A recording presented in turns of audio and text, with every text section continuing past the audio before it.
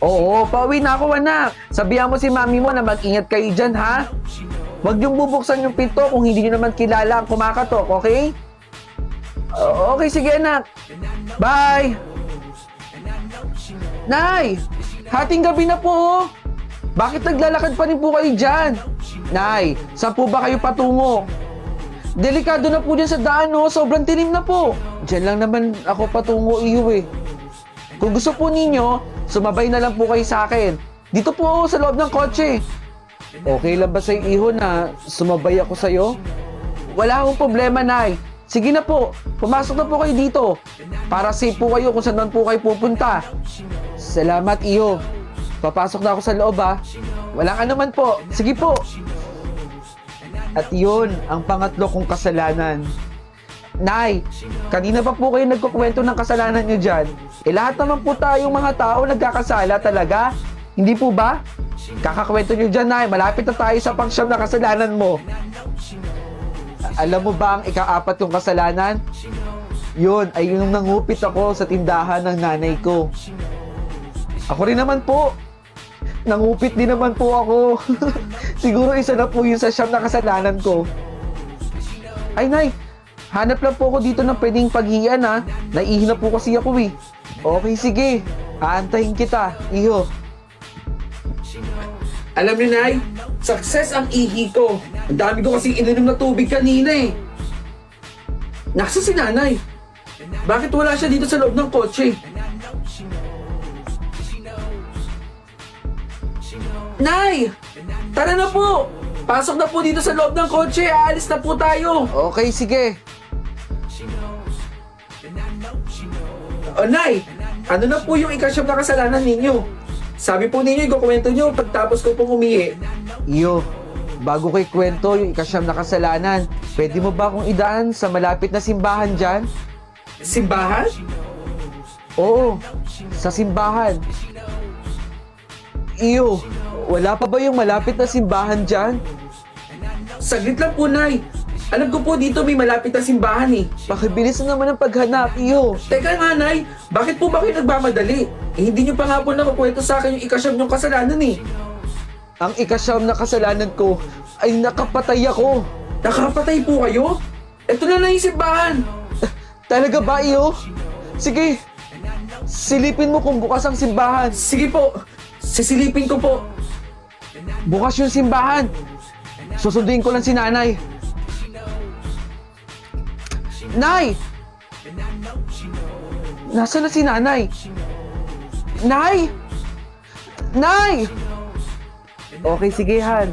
Basta bilisan mo lang ang uwi, ha? Oo naman, Han. Bibilisan ko na dito. Baka abutin ka ng siyam-siyam dyan. I love you. I love you.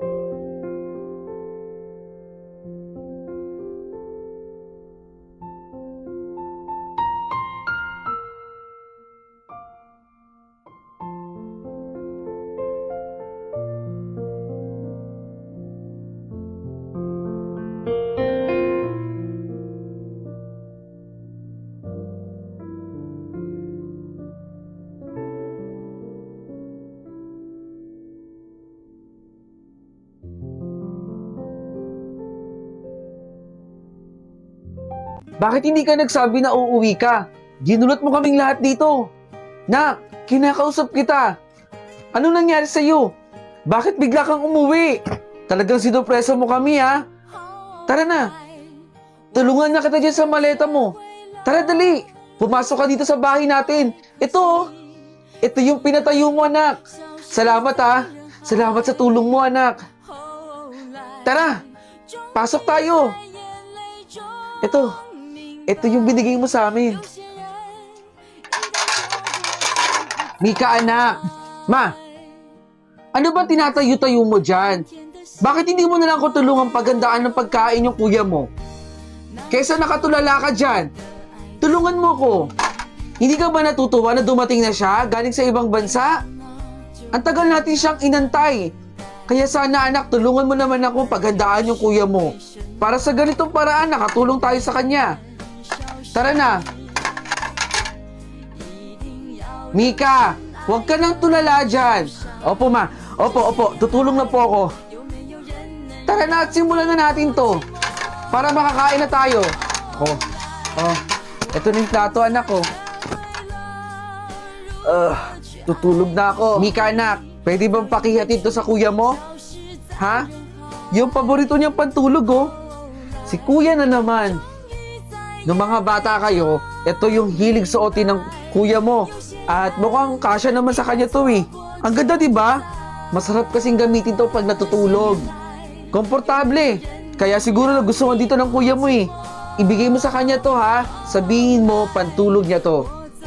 Oh, ibibigay ko talaga yan kay kuya? Ako talaga, ma?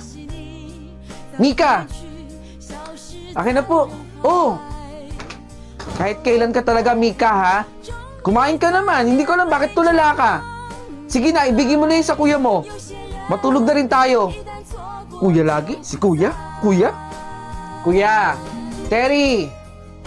Bumangon ka na dyan. Anong oras na, oh? Kakain pa tayo dito. Kuya! Asan siya? Mika, nakita mo ba yung kuya mo? Ma, hindi ka naman ba nakainom ng gamot mo? Anong gamot? Anong gamot sinasabi mo, ha? Hindi kita maintindihan, Mika. Ma, ilang taon na pong patay si kuya. Nadamay siya dun sa gera. Doon sa bansa kung saan siya